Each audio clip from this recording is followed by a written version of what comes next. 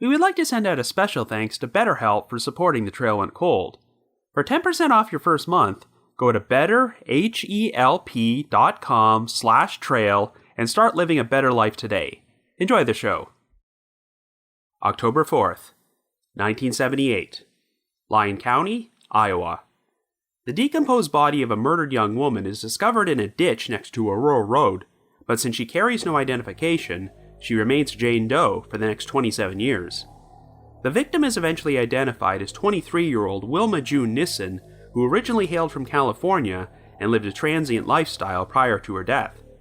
Investigators discover that Wilma was involved with an escort service, and 2 women she worked with may have been responsible for her murder, but there is not enough evidence to charge anyone with the crime. After that, the trail went cold.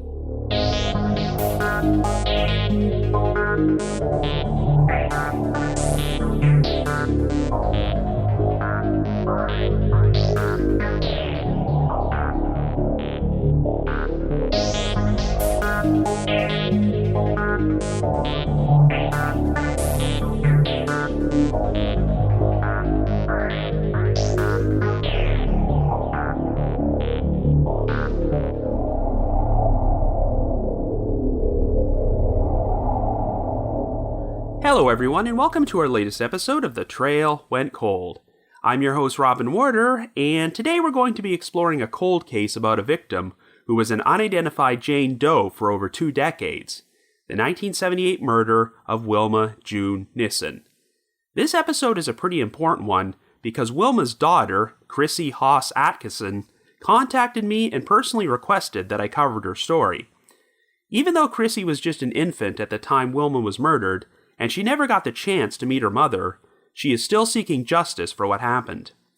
Wilma lived an incredibly difficult life before she was murdered and dumped in a ditch in rural Iowa, but since she was never officially reported missing, it would be over 27 years before law enforcement was able to determine her identity. Investigators have since determined that Wilma had been working for an escort service in South Dakota and may have been murdered after traveling across the state line to attend a party. 2 women who worked alongside Wilma are now considered to be possible suspects, but while investigators have managed to track one of them down, they do not know the exact identity of the second woman or her current whereabouts. At the moment, the police lack sufficient evidence to charge anyone with Wilma's murder, but if the right person were to come forward with information, that could lead to a major break in the case. So in this episode, we're going to detail Wilma's tragic backstory, as well as spread awareness about the horrific crime which ended her life. However, before we get started, just a quick reminder that The Trail Went Cold is a weekly podcast, which is currently available for download on several platforms, including Apple Podcasts, Stitcher, Google Podcasts, and Spotify. So if you like this podcast, be sure to subscribe to it, and please leave us a rating or review on any of those sites to help spread the word and garner us more exposure. The Trail Went Cold is on Patreon, so if you would like to learn how to support the show, please visit our page at patreon.com/thetrailwentcold. For as little as $1 a month, you can garner access to exclusive rewards, which may include stickers and thank you cards, early access to episodes, and bonus content. So with all that out of the way, let us now delve into the unsolved murder of Wilma June Nissen.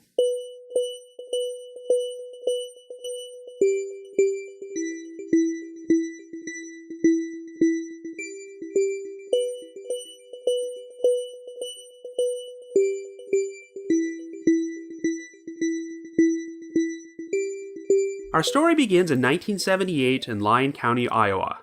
On the morning of October the 4th, a phone company employee was laying some cable in a rural area alongside Highway 182 when they stumbled across the decomposing body of a female. The victim had been dumped in a ditch next to an adjacent gravel road, and her body was concealed by some weeds. The Lyon County Sheriff's Office was summoned to the scene and discovered that the level of decomposition on the victim's face had made her unrecognizable. The woman was nude from the waist up, and her feet had been tied together with some braided hemp rope. She was wearing a pair of white patent leather calf go-go boots, and some light green denim pants and bikini-style underwear were wrapped around her left leg, giving off the initial impression that she was sexually assaulted. The victim's lower jaw was missing, and she only had 2 teeth left in her entire skull, but a search of the area failed to turn up her jawbone or any other evidence. While she wore a silver ring with gold indentation on her right ring finger, she carried no identification. At the time, investigators were unable to determine her exact cause of death, but they estimated that her body had been in the ditch for at least 2 or 3 months. The autopsy report showed that the victim's right elbow was dislocated, suggesting that she put up a struggle before she was killed, and it was also possible that her cervical vertebra was dislocated following her death. Since the victim could not be identified, and no one ever came forward to claim her, she would remain a Jane Doe, and was buried in a grave at Riverview Cemetery in the nearby town of Rock Rapids, under a small marker which simply read, "Unidentified Female." The Lyon County Sheriff at the time was Craig Vinson, who was always haunted by the crime, until well after his retirement. Blythe Blomendahl would be elected Lyon County Sheriff in 2001, and he became very invested in the case, as he hoped to identify the Jane Doe and did everything in his power to ensure she would not be forgotten. Well, in February of 2006, over 27 years after the victim was originally found, it was announced that an identification had finally been made. The previous month, Jane Doe's fingerprints had been entered into the Integrated Automated Fingerprint Identification System, a national computerized database which was maintained by the FBI. To everyone's surprise, they wound up matching an old fingerprint card from the Los Angeles Police Department, which belonged to a woman named Wilma June Nissen. She had been arrested for prostitution in 1974, and according to her fingerprint card, one of her known aliases was Boots, which seemed particularly interesting since Jane Doe had been found wearing go-go boots. There didn't seem to be any official missing persons report on file for Wilma, and the only available photograph was the mugshot that was taken following her arrest. Well, less than 24 hours after the news about Wilma June Nissen went public, the Lyon County Sheriff's Office was contacted by Chrissy Haas, a 28-year-old woman from Seal Beach, California, who claimed that Wilma was her biological mother. Since Chrissy was placed in foster care following her birth, she never got the chance to meet her mother, and had spent years trying to find her. Chrissy was assisted in her search by a woman named Starla Patterson, the mother of one of her childhood friends. Starla recognized Wilma's name in the newspaper and informed Chrissy about what was going on, which prompted her to get in touch with investigators. When Chrissy faxed them a photo which had been taken of Wilma when she was 18 years old, it appeared to be an exact match to her mugshot. This provided additional confirmation that Wilma was the Jane Doe, and DNA testing would soon positively identify Chrissy as Wilma's daughter. It turned out that Wilma had originally been born in San Francisco on October the 19th, 1954, making her 23 years old at the time of her death. Wilma's parents were Charles and June Nissen, and in March of 1956, the couple had another daughter named Mary, who died when she was born. A few years later, the Nissens had another daughter named Mona, who was unable to hear or speak, and unfortunately, both she and Wilma would experience an horrific childhood. When Wilma was only 8 years old, her mother abandoned the family, and her father turned out to be a horribly neglectful parent who would not allow Wilma or Mona to attend school, and kept them locked in a bedroom closet whenever he left to go to work. After Charles lost his job, he was forced to move his family out of their home, and they lived inside a car. Wilma would have to scour the streets for food, and Mona was often kept confined inside the vehicle's trunk. In 1964, the two girls were finally removed from their father's care by the state, who sent Mona to an institution and placed Wilma in foster care. Wilma's first foster family was a couple named Maxine and Marshall Holt, and even though she was 10 years old by this point, Wilma could not read or write, and lacked such basic skills as knowing how to eat with a fork. But when Wilma was able to start attending school for the first time, she proved to be a fast learner who was always enthusiastic about being taught new things. She really started developing as a person, but after raising her for 2 years, the Holts were forced to give up Wilma because Maxine had developed rheumatoid arthritis and could no longer take care of her. Wilma went on to live with 2 other foster families before she wound up with a couple named Vincent and Alice Haas, who raised her during her teen years. However, on her 18th birthday in 1972, Wilma left their home to go out for a walk and never returned. At some point, she hooked up with a man named Donald Eugene Wellington, and they would get married during the summer of 1973. It was during this time period when Wilma turned to sex work, and she would be arrested no less than 7 times in 2 years, including the arrest in Los Angeles in 1974, which led to the discovery of her fingerprint card. Now, the exact details of what happened are pretty murky, but while she was still married to Donald, Wilma became pregnant with the child of another man named Michael Gene Pizarro. Michael was known for being a transient, and Wilma gave birth to his son, Michael Jr., in San Diego in May of 1974.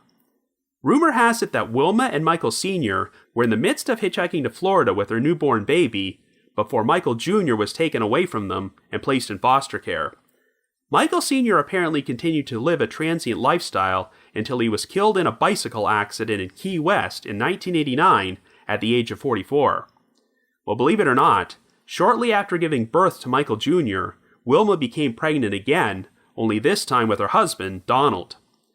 The child was born prematurely in December of that year and named Donald Jr. Once again, details are very sketchy, but it sounds like Donald Jr. also wound up in foster care, and Wilma and Donald Sr. officially divorced sometime in 1975. Wilma eventually got hitched with another man named Robert Alexander Irvin and became pregnant again before the couple married in Long Beach in June of 1977. On August the 18th, she gave birth to a daughter named Crystal, who would later be nicknamed Chrissy, but much like with Wilma's previous child, the baby was premature and weighed just over 2 pounds at the time of her birth. Wilma soon ended her relationship with Robert and left the area, and Chrissy was placed in foster care. 3 years later, Chrissy was legally adopted by Vincent and Alice Haas, the same foster family who had raised Wilma before she went out on her own. While she never got to meet her mother, Chrissy did manage to track down her father when she was 17 years old, though Robert would pass away a few years later. It sounds like after she left Long Beach, Wilma moved to San Diego, where she lived in a camper and crossed paths with a 54-year-old man named Charles Inman Belt. The story goes that in February of 1978, another sex worker asked Charles to take Wilma out of California because someone was trying to hurt her, so he drove Wilma to his hometown of Atlanta, Georgia, where they moved in with Charles's mother. According to Charles, Wilma only stayed with them for 2 weeks before she took off, and he always assumed she returned to San Diego. However, for reasons which were not yet clear, Wilma somehow wound up being murdered in Lyon County 5 or 6 months later. Anyway, a new headstone bearing the name Wilma June Nissen, along with the words "Our Girl," would be placed on her grave at Riverview Cemetery, and a memorial service was held on June 3, 2006. It was attended by around 70 people, including Craig Vinson, the retired Lyon County sheriff who originally worked the case and was 87 years old by this point, Wilma's original foster parents, Maxine and Marshall Holt, who had managed to stay in touch with her until 1976, and Chrissy's longtime friend, Starla Patterson. Chrissy herself was unable to attend, but she finally visited her mother's grave a few months later. As for Wilma's younger sister, Mona, it was confirmed that she was still alive at the age of 47, and had spent the past few decades living in a foster home. It also turned out that their father, Charles, had passed away in 1986, while their mother, June, died in 2003. After performing extensive research into Wilma's life, Lyon County Sheriff Blythe Blomendahl stated, quote, "You just get to a point in time where you think you know them well enough that you can almost describe how they feel on a certain day.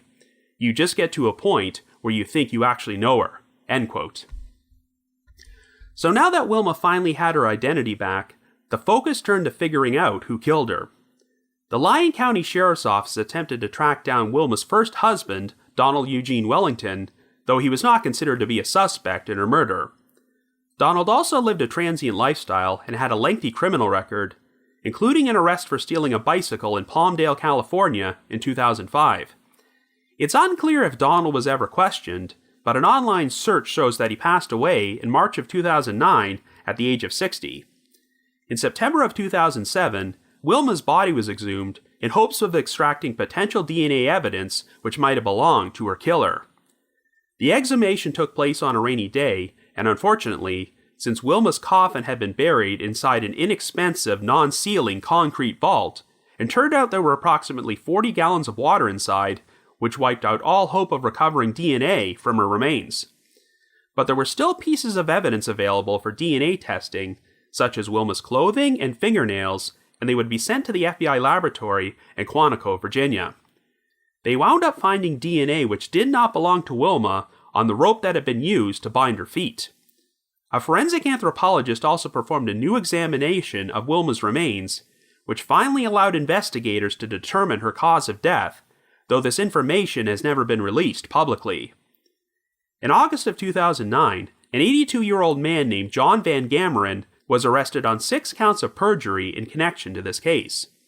Van Gameren lived in the small town of Inwood at a residence which was within a 5-mile radius of the location where Wilma's body was found. Van Gameren had lived in the same residence back in 1978, and he would be questioned by investigators on 2 separate occasions. However, even though he was under oath, Van Gameren apparently lied to them about a number of details, many of which involved him transporting sex workers and strippers across state lines from Sioux Falls, South Dakota into Lyon County. The charges against Van Gameren would be dismissed in February of 2010, but it turned out that Sioux Falls had great significance to this case. Investigators would eventually learn that in the months prior to her murder, Wilma had worked in Sioux Falls at an escort service, which went under such names as Playgirls or Playmates. In 2014, Chief Deputy Jerry Berkey, the lead detective at the Lyon County Sheriff's Office, told the local media that he had questioned a person who was known to law enforcement in both Sioux Falls and another town in South Dakota called Yankton. This person was supposedly present on the night Wilma was murdered and failed 2 polygraph tests. Even though the DNA which was found on the rope around Wilma's feet did not match this individual, Berkey said this did not clear them because he suspected there was more than one person involved in the crime. Berkey then stated that he was searching for a second person of interest, a light-skinned African-American female who had worked as a sex worker and dancer in the Sioux Falls area and went by the nickname Peaches. In May of 2016, Berkey revealed that one of the prime suspects in this case was an African-American woman who had worked alongside Wilma at the same escort service as a sex worker and dancer and went by the stage name Sugar. Investigators had managed to locate Sugar and interviewed her multiple times, but she denied any involvement in Wilma's murder. During the summer of 1978, Wilma and Sugar were often hired to offer their services at quote-unquote sex parties in Lyon County. A photograph of Sugar which had been taken sometime during the mid-1970s was circulated by the media, but Berkey stated that they were not going to publicly release Sugar's real name until someone came forward to confirm her identity and link her to Wilma. He also provided more information about the other female person of interest, known only as Peaches, who originally hailed from Thunder Bay, Ontario, Canada. She also worked for the same escort service and was alleged to have teamed up with Sugar in order to rob people during that time period. Unlike Sugar, police did not have a photograph of Peaches or know her real name or current whereabouts. Shortly after Wilma's murder, Sugar fled to Canada, though after an incident in which she allegedly stabbed someone, she was forced to return to the United States. The theory that investigators have pushed forward is that Wilma was killed at one of the sex parties in Lyon County before her body was dumped in the ditch. They believe that the motive was robbery because someone wanted to steal all the money Wilma had earned at the party. According to Berkey, when the sheriff's office attempted to question local residents about these parties, they would become very defensive and were not particularly helpful. However, Berkey believes there are witnesses out there who saw Wilma and Sugar together and may have potentially important information about what happened. He stated, quote, "They didn't see Wilma get killed at this party. They saw something that led up to her being killed, and they just don't realize what they saw." End quote.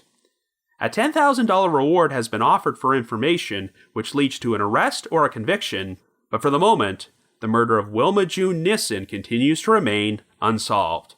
So I guess you could say, the trail went cold. But before we continue, I would like to take a few moments to talk about our new sponsor, BetterHelp. Sometimes it's easy to ask yourself what interferes with your happiness and prevents you from achieving your goals, which is why a service like BetterHelp can be essential at assessing your needs. BetterHelp will match you with your very own licensed professional therapist, and you will be connected in a safe, private, and convenient online environment. Once you're matched up, you can start communicating in under 48 hours without even having to leave your home or sit in an uncomfortable waiting room. This is very useful because BetterHelp offers a broad range of expertise which may not be locally available in many areas. They are also committed to ensuring your therapeutic matches work for you, so if you ever wanted to change counselors, it's easy and free. BetterHelp is convenient, professional, and affordable, and anything you share during your sessions is confidential. So start living a happier life today. Get 10% off your first month at betterhelp.com/trail. Join over 1 million people who have taken charge of their mental health. That's betterhelp.com/trail for 10% off your first month. Thanks, BetterHelp, and enjoy the rest of this episode.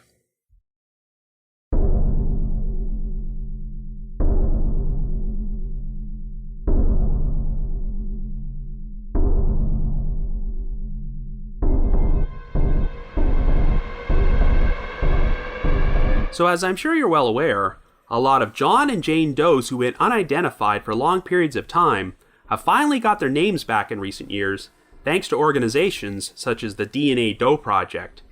In most of these cases, it turned out the victim never had any official missing persons report on file, which is why it took so long to connect the dots. While their loved ones sometimes did make an attempt to report them missing, it could often be difficult to convince law enforcement to even take a report back in the 1970s or early 1980s. If the victim was an adult, and there was no clear-cut evidence that foul play had taken place, the police would often hold the mentality that these people had the legal right to disappear if they wanted to. And it was usually downright impossible to report someone missing if they led a transient lifestyle and had no fixed address to be missing from. That was definitely the case with Wilma June Nissen, who spent most of her life living in California and wound up being murdered in Iowa, a state which she did not have any known ties to, so you can understand why it took so long to identify her. It's not like Wilma didn't have people in her life who wondered what happened to her, but she just had a tendency to not stay in the same place for very long, so there was no reason to automatically assume she had become a victim of foul play. And let's face it, since Wilma had an arrest record from being involved in sex work and had 3 children with 3 different men who all wound up being placed in foster care, I'm not sure the police would have exerted much effort trying to find her, even if she had been reported missing back then. But thankfully, the investigators in Lyon County who have worked her case over the past 4 decades sound like pretty compassionate people who believe that every victim deserves justice regardless of their background. Unlike most recent cases involving the identification of decedents, Wilma was not initially ID'd through DNA testing, but through a fingerprint match, and it's just incredible luck that someone from Los Angeles decided to enter her arrest record from 1974 into a federal database, making this match possible. In many of these stories involving John and Jane Does, there's always a lot of speculation about what kind of lives they had before their deaths, but given that no one ever came forward to claim them, people usually assume the worst. Well, sadly, in the case of Wilma June Nissen, that assumption would be correct. Wilma grew up in a broken home in which she was abandoned by her mother and was horribly neglected by her father, so much so that she was completely lacking in basic life skills until she was placed in foster care at age 10. The story of Wilma's sister Mona is even more heartbreaking since she was deaf and mute and had to endure such atrocities as being confined inside a car trunk, but at least it sounds like she was relatively well cared for after she was taken away from her father, since she was still alive when Wilma was identified in 2006. While there was a stretch of a few years when Wilma seemed to be doing well, she never made it past the 10th grade, and it seems like once she turned 18 and became a legal adult, she decided to venture out on her own. I appreciated the non-judgmental attitude many of the investigators seemed to have about Wilma's past history with sex work, as they felt she likely went that route because someone in her position would not have had very many options back then. When I first read that Wilma gave birth to 2 children 7 months apart in 1974, I figured the dates had to be a typo because that sounded biologically impossible. But no, it sounds like she got pregnant almost immediately after she first gave birth, and her second child was born prematurely. What's odd is that both of Wilma's pregnancies took place while she was married to her husband Donald, but the father of her first child was a man named Michael Gene Pizarro. Since Michael died a long time ago, It's unclear how he and Wilma became acquainted in the first place, but given the amount of arrests she had on her record during this time period, you have to wonder if Wilma became pregnant accidentally through her sex work. As far as I can tell, the whereabouts of Wilma's two sons, Michael Jr. and Donald Jr., are still unknown to this day, but since they were placed in foster care, they may have been raised under new identities and have zero knowledge of their mother's backstory. It sounds like the main reason Wilma might have taken off after her daughter's birth was because Chrissy was also born prematurely and weighed only 2 pounds, meaning it would have required additional work to take care of her. Due to her tumultuous childhood, Wilma just did not have the coping skills to deal with unexpected obstacles like that, and she likely felt overwhelmed. During interviews with the media, Chrissy has always been open about the fact that she had a pretty difficult life as well, as she was a rebellious teen who split from her foster parents and became a ward of the court at age 15. That same year, she had discovered a photograph of her mother in her foster parents' possessions, but they took it away from her and said they didn't want her to know about Wilma. Chrissy went through an incredibly dark period in which she seemed to be heading down the same path as her mother, but she now at least has answers about what happened to her.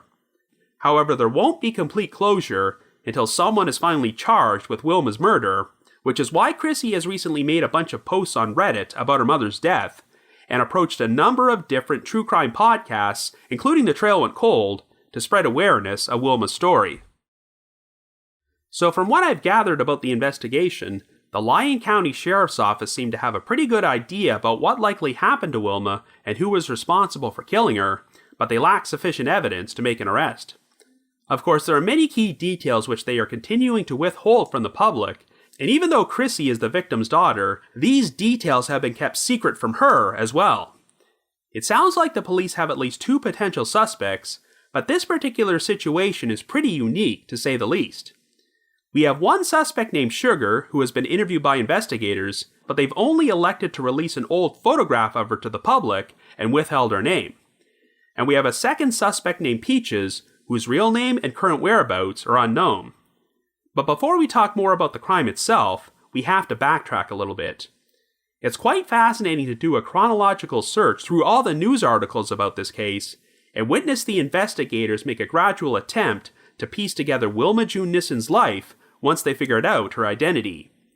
While she spent the majority of her life living in California, Wilma wound up traveling to Atlanta with a man named Charles Inman Belt and spent 2 weeks living with him and his mother before she took off.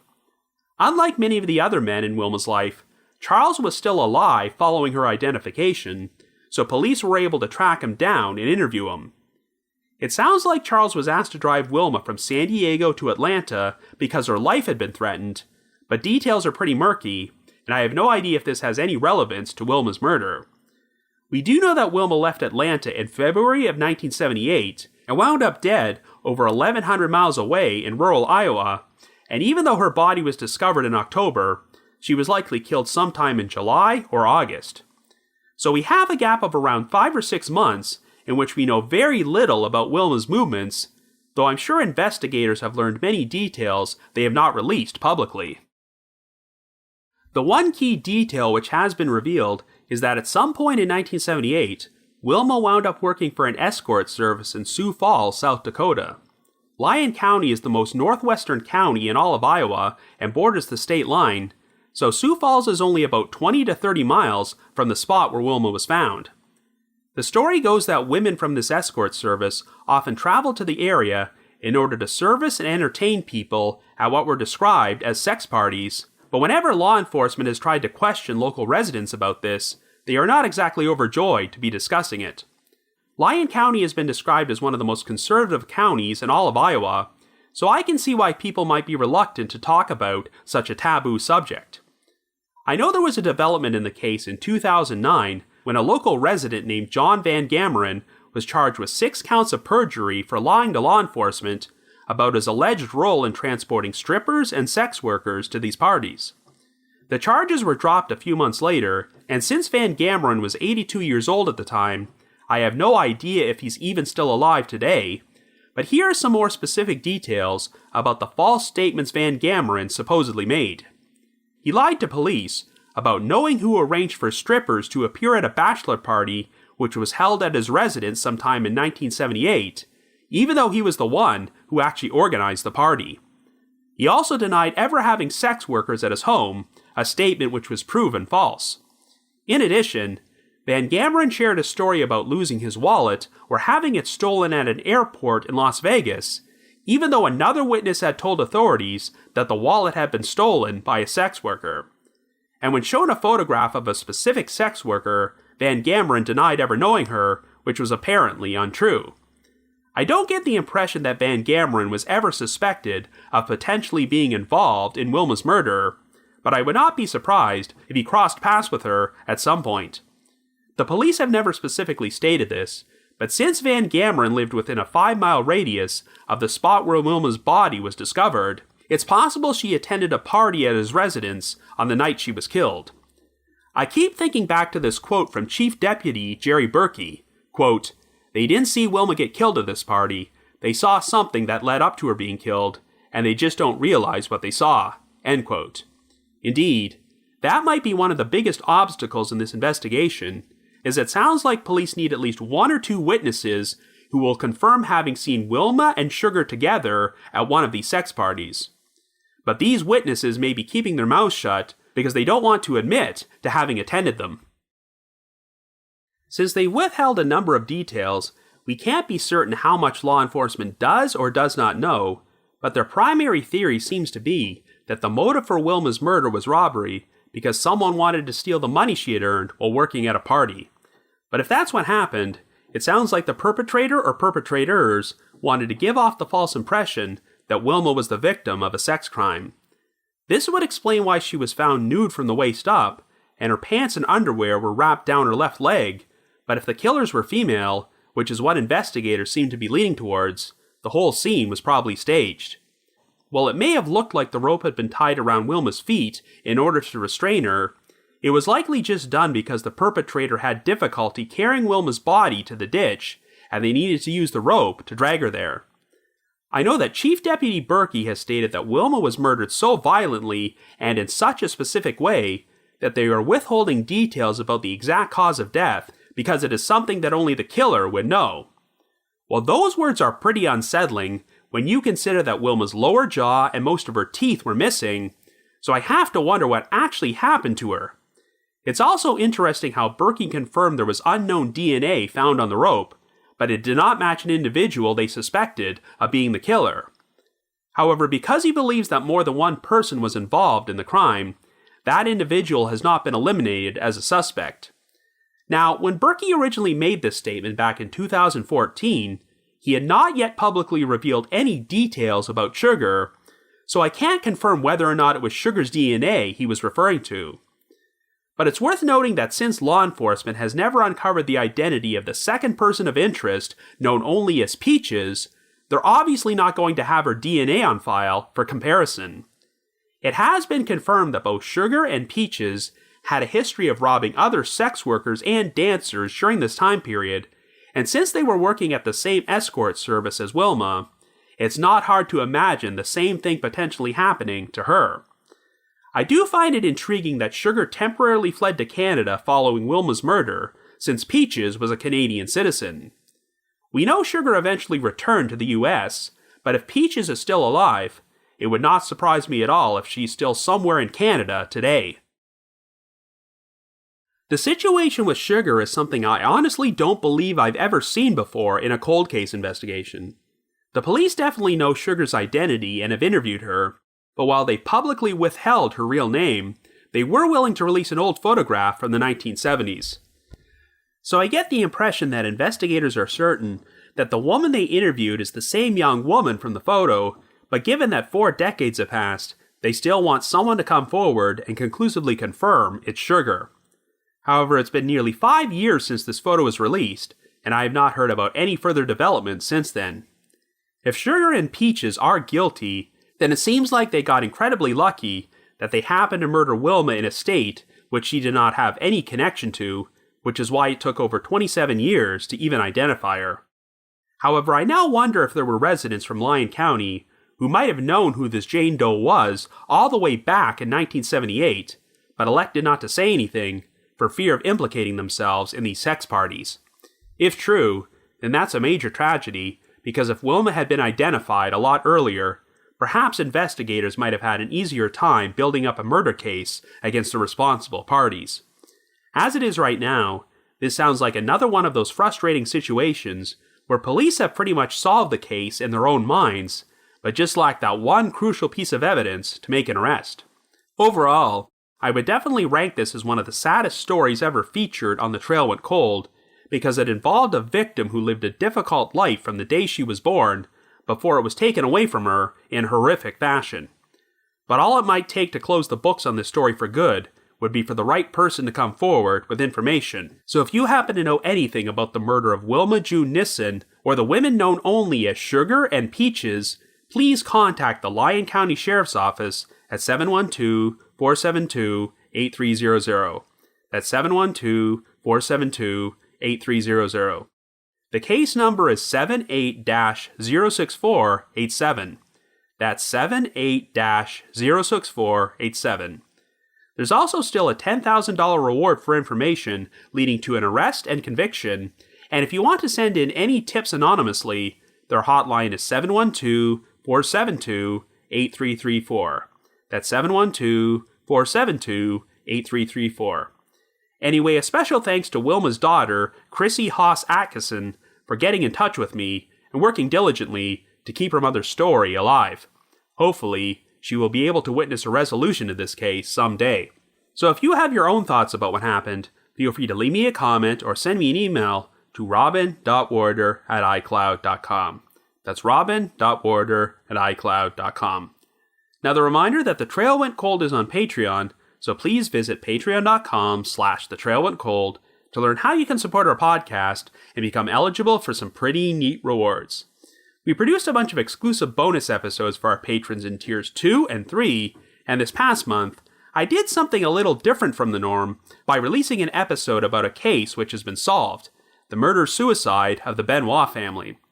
You probably know that I'm a lifelong professional wrestling fan, and Chris Benoit's decision to murder his wife Nancy and 7-year-old son Daniel before taking his own life has always haunted me, so I decided to put together an episode in which I detailed this horrible crime and shared my personal thoughts on it. And for our patrons in Tier 3, I've also recorded another new audio commentary track which can be played over a classic episode of Unsolved Mysteries. I'd also like to take a moment to give a shout out to our most recent listeners who have signed up with us on Patreon this week, and they are Kaja K, Cheryl C, Kareen R, Amy R, Kate W, Lisa MW, and Brent A. Thank you all so much for your support. And before I bring this episode to a close, I would like to play a promo for another podcast called Crimes of the Centuries. Have a listen. Sometimes a case comes along that is so heinous, so shocking, that it's called the crime of the century. Truth is, though, there have been a lot of those cases over the years. I'm Amber Hunt, an award-winning journalist and author, with a new podcast that marries true crime with history. It's called Crimes of the Centuries from the Obsessed Network. I'm examining stories that left a mark. Some of them are first of their kind, like the country's first recorded murder trial or first kidnapping for ransom. Crimes of the Centuries will explore not just the crimes that were committed, but what was happening in the world at that time and what effects they had on society that we may still notice today. Subscribe to Crimes of the Centuries from the Obsessed Network on Apple Podcasts or wherever else you get your shows. I'd also like to announce that later this year, provided that it becomes safe to travel again, The Trail Went Cold is going to be appearing on Podcast Row at 2 separate CrimeCon events. The regular CrimeCon, which takes place at the Fairmont Hotel in Austin, Texas, from June 4th until the 6th, and the very first CrimeCon UK, which is being held at the Leonardo Royal Hotel and Spa in London. I had previously stated that CrimeCon UK was set to take place on the weekend of June 12th and the 13th, but due to certain restrictions, they have now elected to postpone it until the weekend of September the 25th and 26th, so fingers crossed that it will still happen as planned.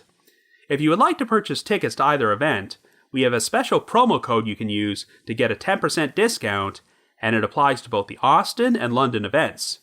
So to receive 10% off, either visit crimecon.com or crimecon.co.uk and enter the promo code COLD21. That's COLD21. In addition, I also wanted to provide another reminder that I hold live streaming sessions on a platform called Get Vocal. Every Thursday night from 7 until 8 p.m. Eastern Time, I host what is essentially an after show for each week's podcast episode, where I have an interactive discussion about the featured case from said episode and answer questions and address comments from listeners. I always include a link to these sessions in our show notes, so be sure to check there for more information or visit getvocal.com. That's GETVOKL.com. I just wanted to give another shout out to my supporters at the Unsolved Mysteries message board at the Sitcoms Online forum and the Unresolved Mysteries subreddit. I need to provide a big thanks to McGill Foote, who edits and assembles this podcast together for me, and Vince Nitro, who composes the eerie music you hear on every episode. If you haven't already, you can like us on Facebook, follow us on Twitter, or leave us a rating or review on Apple Podcasts, Stitcher, Google Podcasts, or Spotify.